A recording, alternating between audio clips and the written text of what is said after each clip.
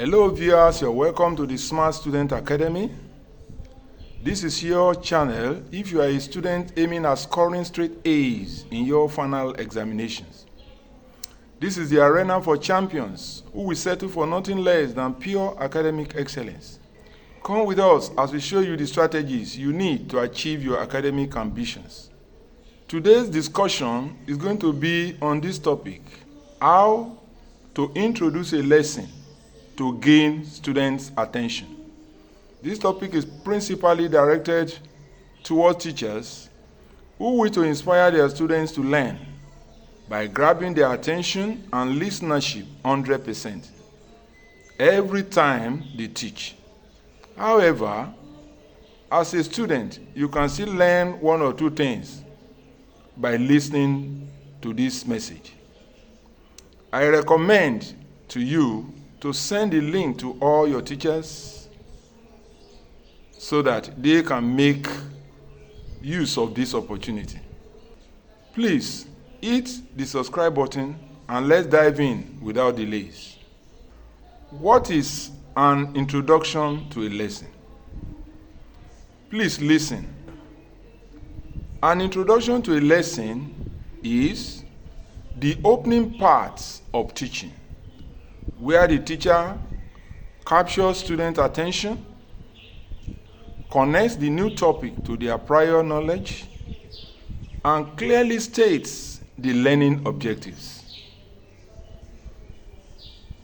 Introduction sets the stage for effective learning by creating interest, giving a sense of purpose, and mentally prepare the students for the lesson at hand. A good introduction to a lesson must grab student attention, provide context, and present a clear argument for learning the topic. Now let's look at the advantages of using an appropriate introduction. Number one, it grabs student attention. This stimulates their curiosity and motivates them to focus. Number two, it activates prior knowledge, helping the student to link the new topic to what they learned previously. This makes their understanding easier and clearer. Number three, it clarifies purpose. This helps students understand the objective and relevance of the lesson at hand. Number four, it reduces anxiety, giving the students a clear roadmap, which makes them more confident. Number five, it encourages full participation, inspiring students to be active and engaged from the start to the end of that lesson. And number six, improves retention. A strong opening or introduction to a lesson makes the lesson more memorable. Now let's look at one practical example in real life. A teacher once took a hook to class one day, and the students were shocked. You could literally see the curiosity on their faces. They asked the teacher, "Master, are we going fishing?" Yes, the teacher answered. Although they were not going to go to the river to fish, the only difference was he was going to teach them how to fish for attention in their writing. So let's talk about the parts of a good introduction. A good introduction must have three things, which are hook, background, and thesis. Now let's break it down. Let's start with hook. Everything a fisherman does with a hook, a writer should do too. It is typically the first sentence of your introduction. The first sentence of your introduction is usually the hook. And hook can be in form of 1. A quote that moves the reader, or a fact that surprises the reader, or a question, or better still, a bold statement. And finally, it could be a claim that relates the entire essay and is capable of challenging and grabbing the attention of your audience. Now, let me give you some illustrations. Number 1, a thought-provoking questions. Question like, what if we woke up one day to discover that the sun will never rise again? Children are already used to sun rising every day, but this kind of statement will create some curiosity in them because they have never experienced such a scenario before. Number 2, a surprising fact. Like, global temperatures are now 1.2 degrees centigrade above the pre-industrial average. It could be a powerful quote, such as, education is the most powerful weapon you can use to change the world. That was Nelson Mandela's statement. A hook could also be a short anecdote, like, as the clock struck midnight, Maya realized she had spent an entire day without speaking to another person. This kind of hook is good for storytellers. They will find it very, very useful. Now let's move on to another part of a good introduction. Now let's move on to the second part or quality of a good introduction. We call it background. The next sentence after the hook should be your background.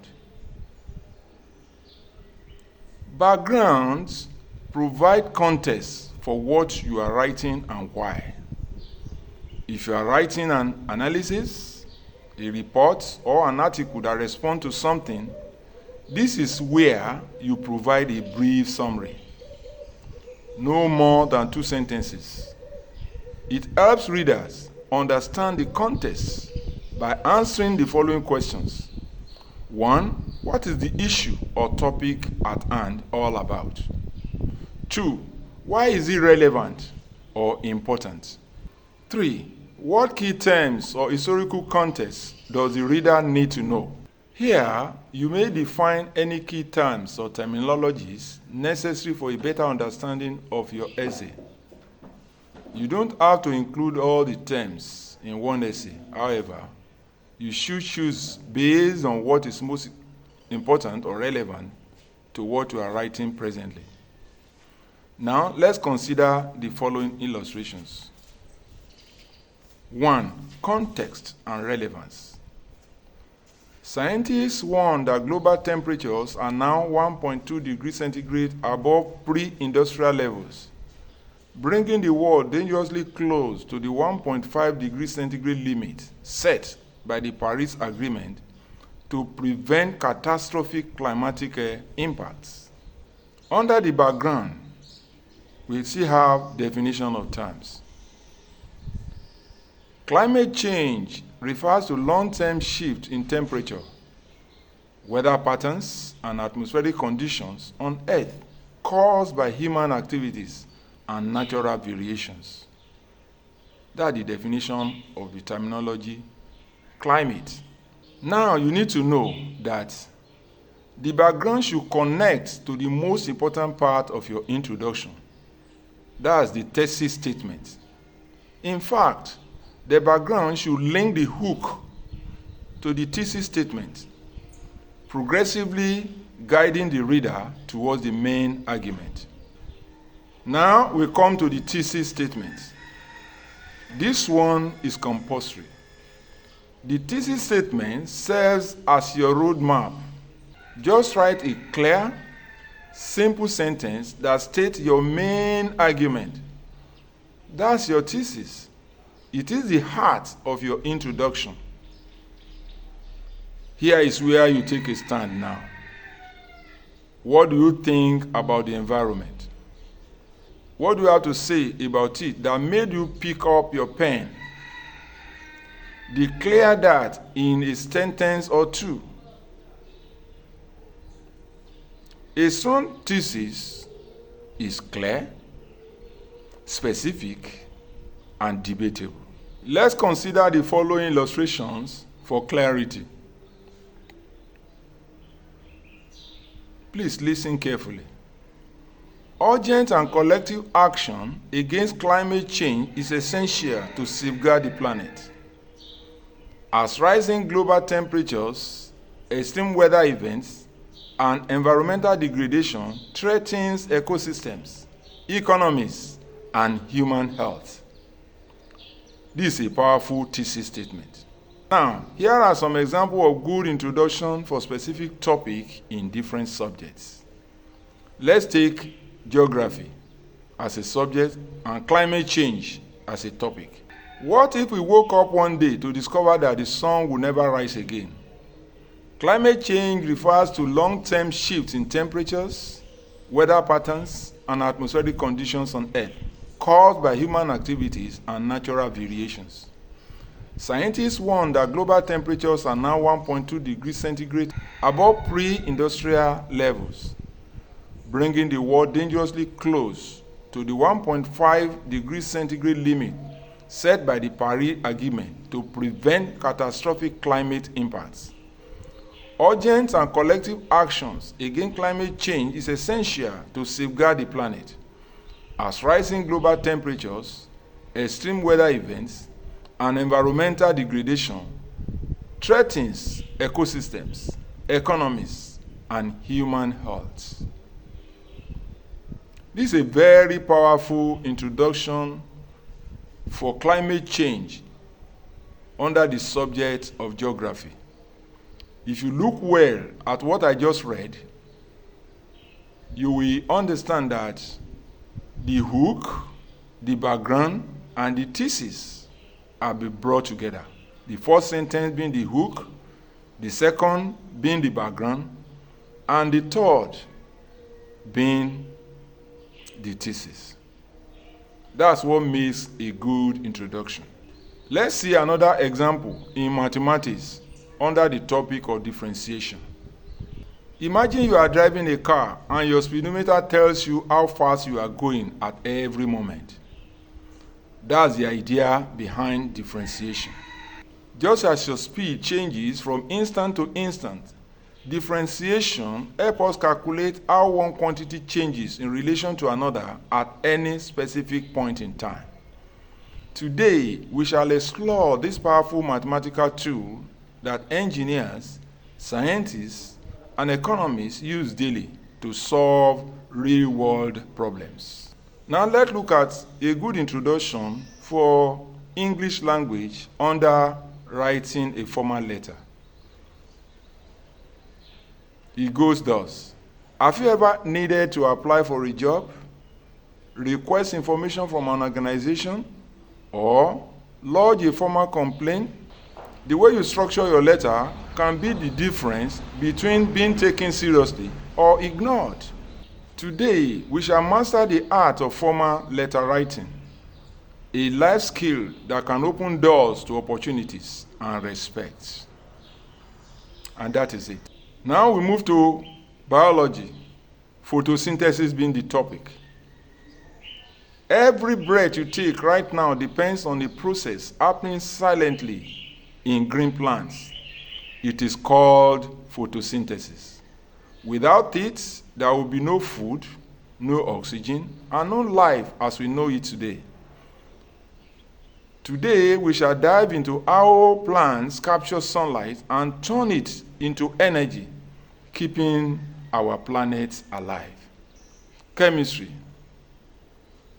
Topic: acid, bases, and salts. From the sour taste of lemon to the slippery feel of soap, acid and bases are part of our daily life. Even in the food you eat and the medicine you take. Today we shall uncover their properties, how they react, and the important role they play in industries, our bodies, and in our environment. Now, physics, Newton's law of motion being the topic. This is a good introduction to that. Have you ever wondered why you jerk forward when a bus suddenly stops? Or why it's harder to push a heavy box than a light one? Newton answered this question centuries ago with his 3 laws of motion, which are principles that still govern every movement in the universe today. We shall see how these laws explain the world around us now. Now, government. Topic, separation of powers. Imagine if one person could make the laws, enforce them, and judge them. It would be dangerous and unfair, won't it? That's why modern democracies use the principle of separation of powers. Today, we shall explore how dividing government authority into legislative, executive, and judicial hands protects our rights and prevents abuse of power. Accounting, trial balance. What if a single mistake in your business records causes you to lose millions? A trial balance is a tool accountants use to check for such errors before preparing financial statements. Today, we shall learn how to prepare and interpret trial balance to ensure accuracy and reliability in accounting. Commerce, channel of distribution. When you buy a smartphone, it doesn't magically appear in your local store. It passes through a network of producers, wholesalers, and retailers before reaching you. Today, we shall examine the different channels of distribution and how they affect product availability, pricing, and customer satisfaction. Now, we come to marketing, the topic, product life cycle. Think about your favorite brand of phone. Years ago, it was new and exciting. But over time, new models replaced it. That's the product life cycle in action. Today, we shall learn how products are launched, how they grow, mature, and eventually decline, and why marketers must adapt at every stage. History, World War II. Between 1939 and 1945, the world plunged into a conflict so vast and destructive that it changed nations, economies, and human lives forever. Today, we shall uncover the causes, the key events, and lasting consequences of World War II. Lessons still relevant in our world today. Literature in English. Theme in a novel being the topic. Here is a good introduction for it. Every great story carries a message, a deeper meaning that speaks to human existence. Just as a seed grows into a tree, the theme grows through characters, events, and conflicts. Today, we shall learn how to identify and analyze themes so that we can truly understand the heart of any novel we read. Economics, topic, demand and supply. Have you noticed how fruit prices drop during harvest season? Or why ticket prices rise when a concert is almost sold out? That's the law of demand and supply at work. Today, we shall explore how these two forces interact to determine prices and availability of products in every market that you can think of. So those are good examples of introduction for different subjects. Now, let us close.